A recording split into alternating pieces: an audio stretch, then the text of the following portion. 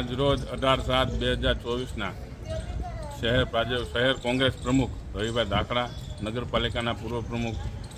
રાહુલભાઈ ધાકડા અને એમની સાથી યુવા મિત્રોની ટીમ દ્વારા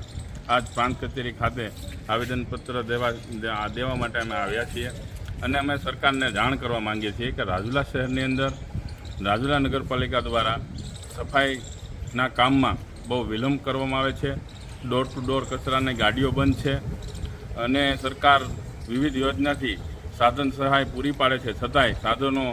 ઉપયોગ કર્યા વગરના કચરાના ઢગલા સમાન સેનિટેશનમાં પડ્યા છે અને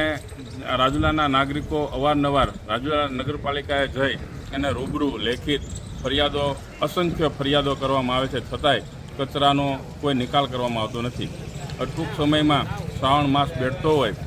અને આપણે ગોકુળાષ્ટમી હોય અને તહેવારોને લઈ અને રાતના અવર જવર વધતી હોય તો લાઇટોની વ્યવસ્થા પણ નથી, એમાં કોઈ બેન દીકરીની સલામતી નથી. આ વાત અમારી અને અમારી ટીમની જો સરકાર ધ્યાને લઈ અને કચરાનો નિકાલ કરે, જ્યાં ત્યાં ગંદા પાણી ભરાય છે એનો નિકાલ કરે, લાઇટોની વ્યવસ્થા સારી કરે, બસ એટલી જ અમારી માંગણી છે. જો આ આવેદનપત્ર આપ્યા પછી સરકાર અમારું ધ્યાને નહીં લે તો ગાંધી ચિંધ્યા માર્ગે ઉગ્ર આંદોલન કરીશું. આજે અમે બધાય મિત્રો આવ્યા છીએ, કાલ ઉગ્ર આંદોલન કરીને અમે અમારી વાત સરકાર. આજ રોજ રાજુલા શહેર કોંગ્રેસ સમિતિ અને તાલુકા કોંગ્રેસ સમિતિ દ્વારા આવેદનપત્ર દેવામાં આવેલ છે, જે રાજુલાની વિવિધ જગ્યા ઉપર એટલે કે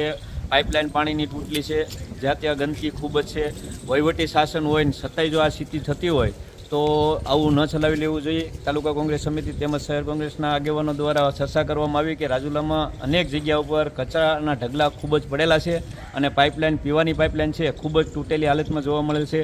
માનો કે મફતપરા રોડ, વડલી રોડ ઉપર છે, ખૂબ જ દૈનિક હાલતમાં પાઇપલાઇન તૂટેલી જોયેલ છે, જે તાત્કાલિક ધોરણે રિપેરિંગ કરવામાં આવે અને જો ન કરવામાં આવે તો ઉગ્ર આંદોલન કરવાની